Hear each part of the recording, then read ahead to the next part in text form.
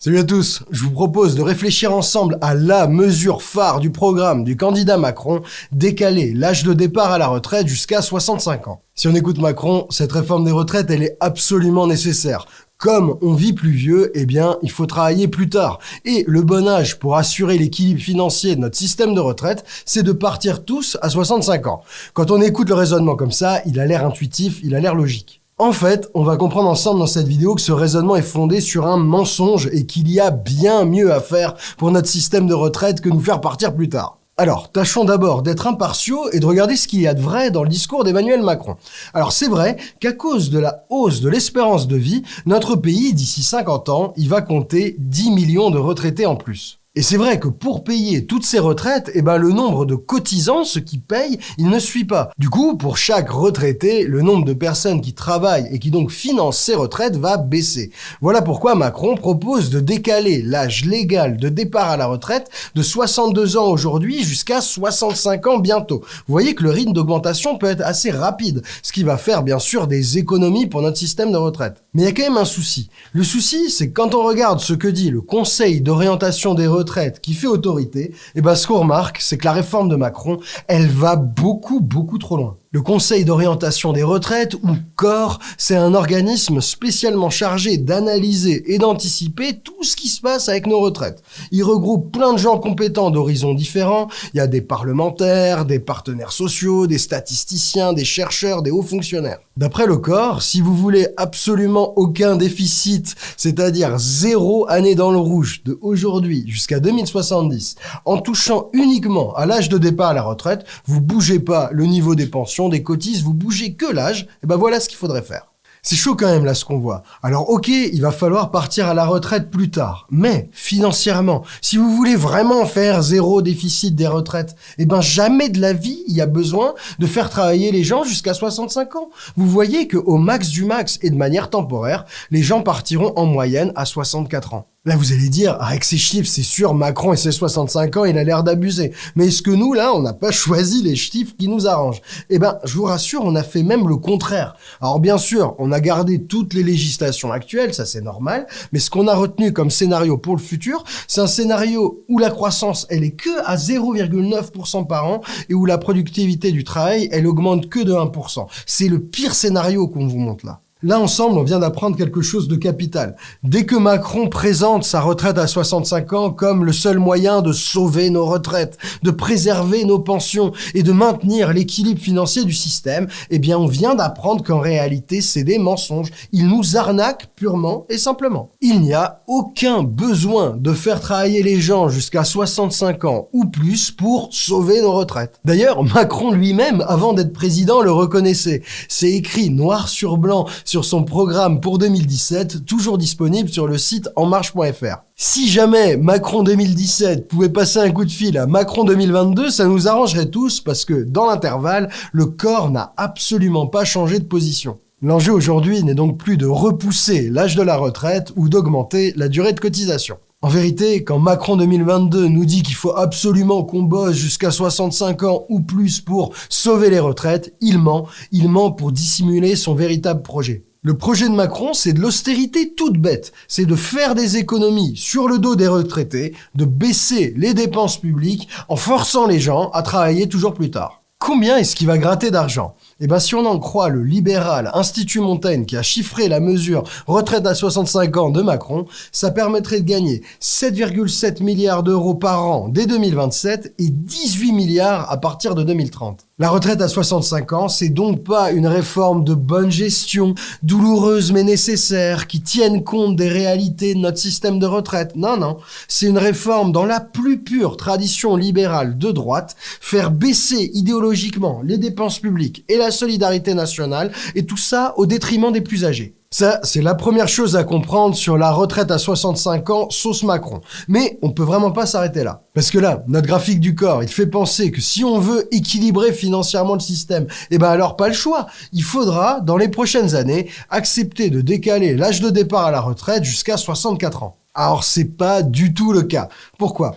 Parce qu'aujourd'hui, l'âge légal de départ à la retraite, il est à 62 ans. Avant l'âge légal, tu ne peux pas partir à la retraite, mais à partir de 62 ans, tout le monde peut partir à la retraite. Mais attention, à 62 ans, tout le monde n'est pas certain de toucher une pension, une retraite complète. Pourquoi? Parce que pour toucher ta retraite pleine et entière, il faut, depuis la réforme Marisol Touraine en 2014 sous François Hollande, il faut avoir cotisé 43 ans. 62 ans d'âge légal moins 43 ans de cotisation, ça fait 19 ans. Et il y a plein de gens qui n'avaient pas commencé à travailler à 19 ans. Il y a plein de gens qui ont eu des trous dans leur carrière, des périodes au RSA. Tous ces gens-là, s'ils veulent toucher une retraite pleine et entière, sans décote, ils vont devoir arriver jusqu'aux 43 ans de cotisation et donc travailler plus tard que les 62 ans d'âge légal. De fait, de tous ces trous dans les carrières et de l'augmentation progressive de la durée des études, l'âge réel de départ à la retraite, il est déjà aujourd'hui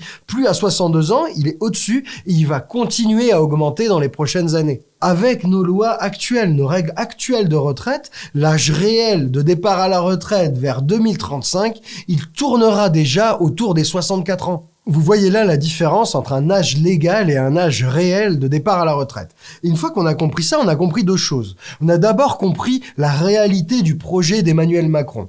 Macron, il veut mettre l'âge légal à 65 ans. Et ça veut dire que sauf exception, des exceptions qu'il n'a pas encore détaillées, 65 ans, ce sera l'âge plancher. Des gens vont partir au-delà de 65 ans à la retraite. Ça veut dire que, sauf exception, des exceptions qu'il n'a pas encore détaillées, mais qui pourraient être pour des carrières longues ou la pénibilité, je sais pas, sauf exception, 65 ans, ça va devenir le plancher. Certains vont partir après 65 ans, mais personne ne partira avant.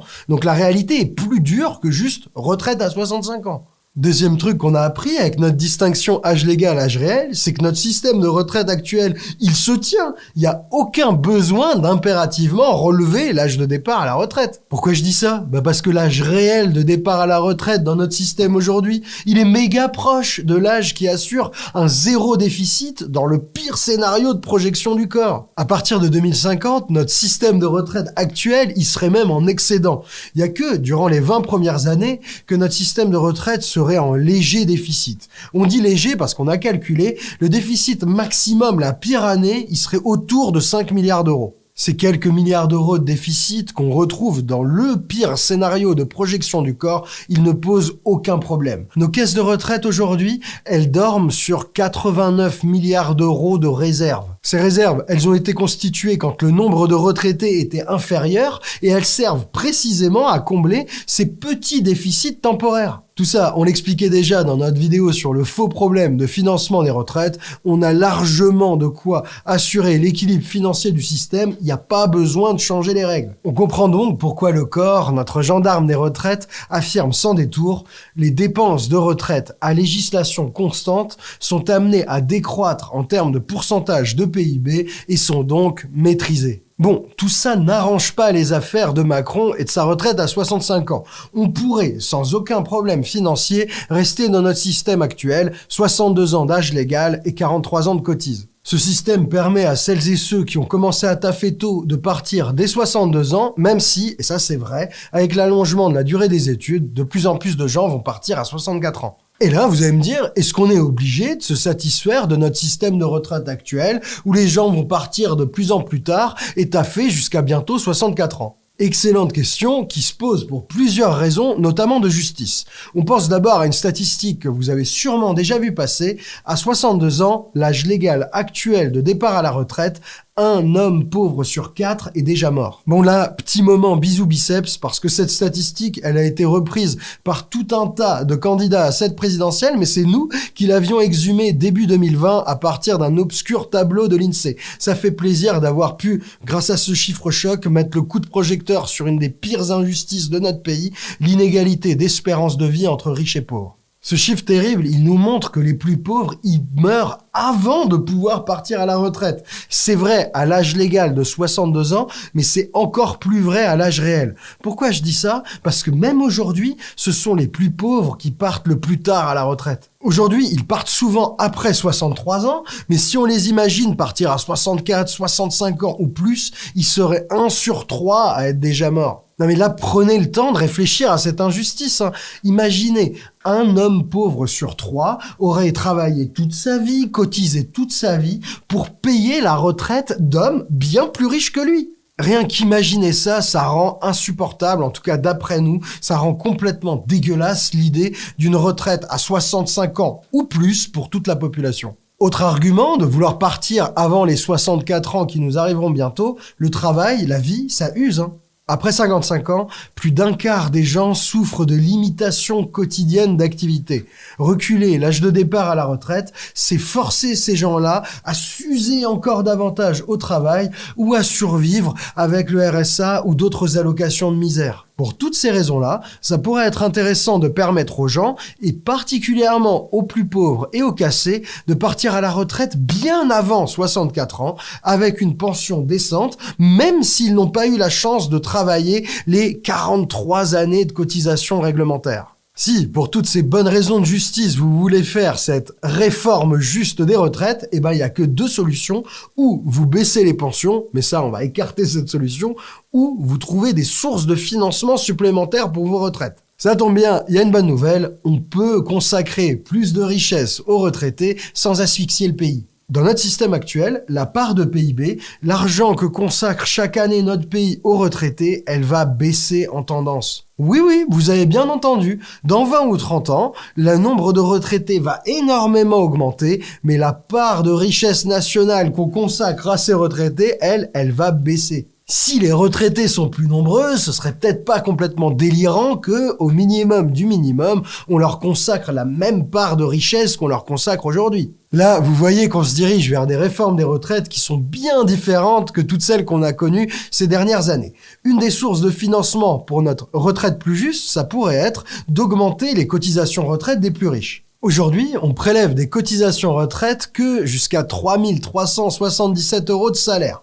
Tout ce qu'il y a au-dessus, il y a 0 cotisation pour la retraite de base. On pourrait réfléchir à les faire contribuer un peu plus, ces hauts salaires. Ça serait même logique ou juste parce que ces hauts salaires en moyenne, ils vivent bien plus longtemps et donc touchent leur pension de retraite pendant beaucoup plus d'années. C'est donc pas une mesure qui s'acharne à prendre de l'argent aux riches juste parce qu'ils sont riches. C'est juste de la justice. Ils passent plus de temps à profiter du confort de leur retraite que les plus pauvres. Autre piste de financement, on pourrait mettre en place une taxe, une contribution retraite sur les revenus du capital, sur les dividendes, les loyers, les intérêts, qui aujourd'hui ne financent quasiment pas notre système de retraite. On pourrait aussi réfléchir à imposer davantage les gros héritages ou les gros patrimoines. Vous voyez, il y a plein de possibilités pour financer une réforme des retraites qui, cette fois, ne chercherait pas à faire travailler tout le monde plus longtemps, mais au contraire à assurer à tout le monde, même les plus pauvres, un repos dans la dignité après une longue vie de travail. Il y a plein de moyens de recréer de la solidarité avec tous les retraités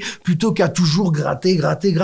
Alors bien sûr, comme on vous l'a dit plus haut, si vous voulez une meilleure retraite, va falloir augmenter certains impôts. Il y a donc un équilibre à trouver. Cet équilibre, c'est pas à nous de le donner. Il y a d'ailleurs plein de candidats à cette présidentielle qui ont des projets de retraite bien différents. On vous invite à les regarder, à les comparer et à faire votre choix. Nous, en tout cas, on était très contents d'expliquer le plus clairement possible cette mesure phare du programme d'Emmanuel Macron. Maintenant, vous connaissez les trucs vrais, les mensonges, le tout avec des sources en béton armé. Vous pourrez toutes et tous vous faire un avis éclairé. On a aussi voulu faire sentir qu'une autre retraite était possible, sans bien sûr rien trancher entre les différents programmes des différents candidats. Ce sera à vous de décider. Je vous invite à vous abonner à la chaîne et à cliquer sur la cloche et activer les notifications. Avec les élections, il y a plein de vidéos qui arrivent, ce serait dommage de les louper. Et puis, on compte vraiment sur vous pour diffuser et partager au maximum cette vidéo. Ça va sonner l'alerte sur la dangerosité et l'inutilité de ce que propose Macron. Et puis, ça lèvera le voile sur le mensonge que Macron n'arrête pas de nous jouer